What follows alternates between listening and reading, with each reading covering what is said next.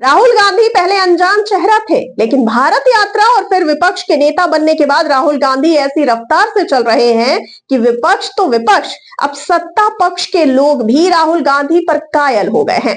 आप जानते हैं 2024 के बाद राजनीतिक हस्तियों का खेल बदल गया है। आइए आपको बताते हैं इस बारे में विस्तार से।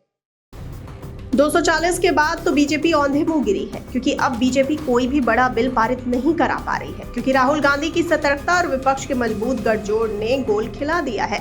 फिर क्या था, मोदी सरकार ने अपने कदम पीछे खींचे और इंश्योरेंस बिल, मीडिया समेत 6 बिल वापस ले लिया। उसके बाद 2 बड़े बिल, वक्फ बिल और one nation one election bill को मजबूर होकर जेपीसी में भेजना पड़ा।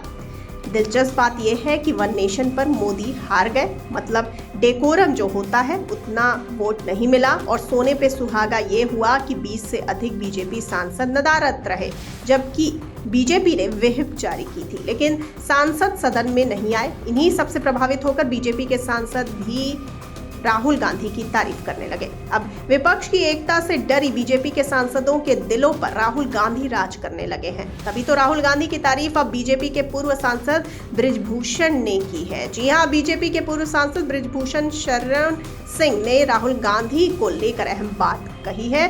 राहुल गांधी को राजनीति में सक्रिय होना चाहिए। अगर विपक्ष सक्रिय नहीं रहा तो सरकार बेलगाम हो जाती है, और यह राहुल गांधी के विरोध का ही नतीजा है कि कई मुद्दों पर सरकार को अपने कदम पीछे खींचने पड़े हैं। इससे आप समझ सकते हैं कि कैसे राहुल गांधी की बृजभूषण ने तारीफ की है और क्यों की है।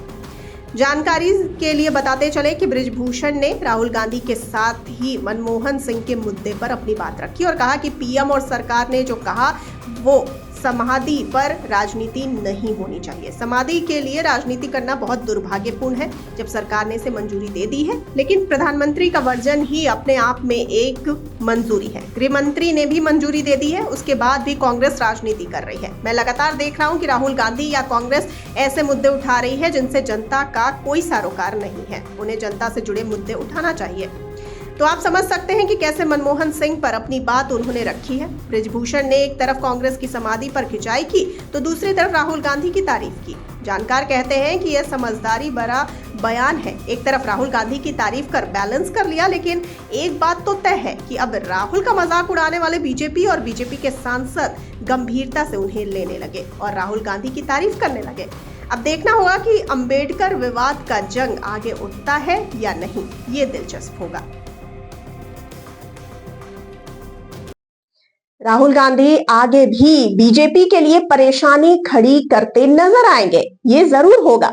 ऊपर से पक्ष के सांसद भी अपनी बात रखने लगे हैं और राहुल गांधी की तारीफ करने लगे हैं। इस पर आपकी क्या राय है, कमेंट करके जरूर बताइए। इसी तरह की खबर पाने के लिए चैनल को जरूर कर लीजिए सब्सक्राइब। मुझे दीजिए इजाजत, नमस्कार।